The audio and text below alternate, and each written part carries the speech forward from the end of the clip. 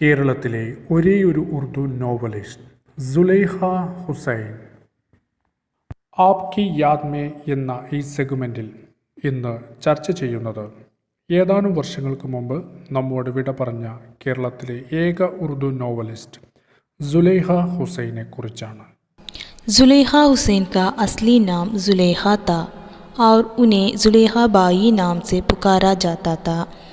नॉवलों में उन्होंने अपनी कलमी नाम जुलेखा हुसैन रखा. जुलेखा हुसैन रियासत केरला में एर्नाकुलम के मट्टांचेरी में 1 जनवरी 1930 ईस्वी को पैदा हुए. उनके वालिद का नाम हाजी अब्दुल्ला अहमद सेठ और वालिदा मरियम बीवी थी. उनकी 12 बरस की उम्र में वालिद का साया सर से उठ गया. इससे 1 साल बाद वालिदा भी इंतकाल कर गए. वालिदीन के इंतकाल के बाद नाना जानी सेठ और नानी आसिया बाई ने उनकी परवरिश किए. കൊച്ചിയിലെ പ്രബലമായ കച്ച് മേമൻ കോറായി കുടുംബത്തിലാണ് സുലൈഖ ഹുസൈൻ ജനിച്ചത്. ഈ കുടുംബം 300ഓളം വർഷങ്ങൾക്ക് മുമ്പ് ഗുജറാത്തിലെ കച്ച് പ്രദേശത്തു നിന്നും കച്ചവടാവശ്യാർത്ഥം കേരളത്തിൽ എത്തിയവരാണ്. അവരിൽ പുരുഷന്മാർ സേട്ട് എന്നും സ്ത്രീകൾ ബായി എന്നും പേരിനോട് കൂടെ ചേർത്ത് വിളിക്കപ്പെടുന്നു. जुलेखा हुसैन की तालीम मट्टांचेरी के ज़नाना मदरसे में हुई. कुरान हदीस दीनियात के साथ मलयालम, अरबी और उर्दू ज़बान की तालीम भी इसी मदरसे से हासिल की. 4वीं क्लास से जुलेखा हुसैन की स्कूली तालीम ख़त्म कर दिया गया. फिर घर पर उस्ताद मौलवी रिजवानुल्लाह के निगरानी में तालीम जारी रखी. ഹൈദരാബാദിൽ നിന്നും കേരളത്തിലെത്തിയ മൗലവി റിസ്വാനുള്ളയുടെ ശിക്ഷണത്തിൽ സുലൈഖ ഹുസൈൻ ഉർദു ഭാഷയിൽ പ്രാവീണ്യം നേടി. റിസ്വാനുള്ളയുടെയും പ്രശസ്ത ഉർദു കവി സീമാബ് അക്ബറാബാദിയുടെ ശിഷ്യനായ സ്വന്തം മുത്തച്ഛൻ ജാനി സേട്ടിൻ്റെയും സ്വാധീനത്താൽ സുലൈഖ ഹുസൈൻ സാഹിത്യ ലോകത്തേക്ക് കാലുവെച്ചു. 15-ാം വയസ്സിൽ വിവാഹം കഴിഞ്ഞ സുലൈഖയെ ഭർത്താവ് ഹുസൈൻ സേട്ട് പ്രോത്സാഹനമായി എന്നും കൂടെ നിന്നു. जुलेखा हुसैन ने 15 बरस की उम्र में दहली से शाये होने वाले रिसाला शमा और खातून मशरिक में चंद कहानियाँ और मज़ामीन शाये किए.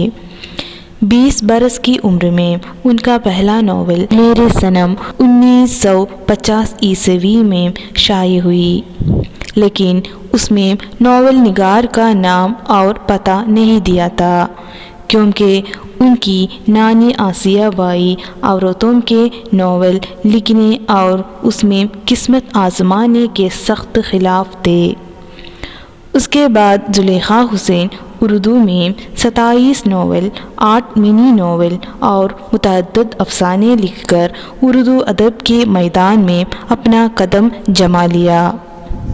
മേരെ സനം എന്ന ആദ്യ നോവലിന് ജനങ്ങൾക്കിടയിൽ ഏറെ സ്വീകാര്യത ലഭിച്ചു.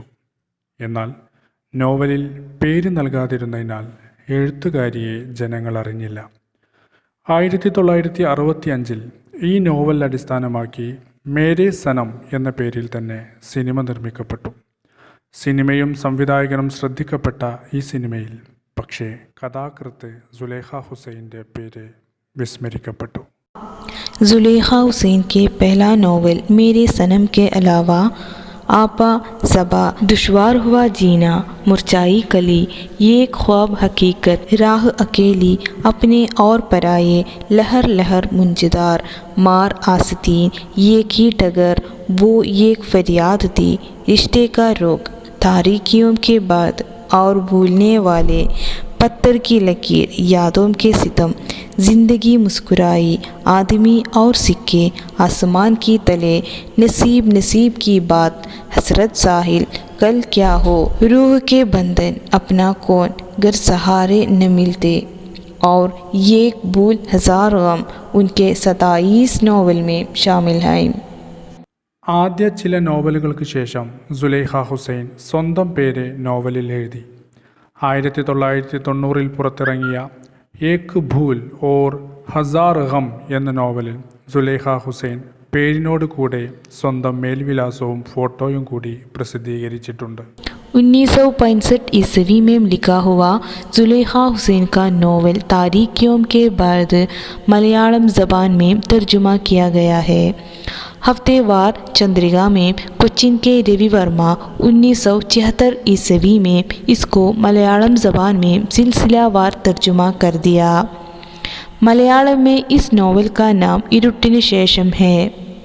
1981 ईस्वी में विद्यार्थी मित्रम पब्लिकेशन ने इस तर्जुमा को किताबी शक्ल में शाये किया।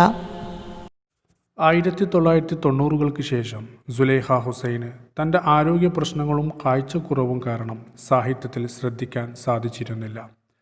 താങ്ങായി തണലായി കൂടെ ഉണ്ടായിരുന്ന ഭർത്താവ് ഹുസൈൻ സേഠിൻ്റെ മരണം അവരെ പിടിച്ചുലച്ചു. 3 മക്കളിൽ ഏക മകൻ സൗദി അറേബ്യയിൽ വെച്ച് അപകടത്തിൽ കാൽ മുറിയുകയും പിന്നീട് മരണമടയുകയും ചെയ്തു. ഇളയ മകൾ ഷമാഭായ് കുട്ടിക്കാലം മുതലേ ഷീസോഫ്രീനിയ എന്ന രോഗത്തിന് കീഴ്പ്പെട്ടതും പേരമകൾ നൂഫി ട്രെയിൻ അപകടത്തിൽ മരണപ്പെട്ടതും സുലൈഖ ഹുസൈൻ എന്ന വലിയ എഴുത്തുകാരിയെ തളർത്തി. 15 जुलाई 2014 ईस्वी में जुलेखा हुसैन का इंतकाल हुआ। कोचिन सेंट्रल जामे मस्जिद के कब्रिस्तान में उनकी तदफीन अमल में आई। अपनी 84 साल की उम्र में उन्होंने 40 बरस उर्दू अदब के लिए वक्फ करके रियासत केरला में उर्दू ज़बानो अदब की तरक्की की राह निकाली। കേരളത്തിലും മറ്റ് സംസ്ഥാനങ്ങളിലുമായി സുലൈഖ ഹുസൈൻ്റെ സാഹിത്യ സംഭാവനകളെക്കുറിച്ച് ഏതാനും പഠനങ്ങൾ നടന്നിട്ടുണ്ട്. അവരുടെ എഴുത്ത് രീതിയെക്കുറിച്ച് മനസ്സിലാക്കാൻ ഇനിയും കൂടുതൽ പഠനങ്ങൾ നടക്കേണ്ടതായിട്ടുണ്ട്. മലയാളി ഉർദു സാഹിത്യകാരിക്ക് പ്രണാമം. ശുക്രിയ.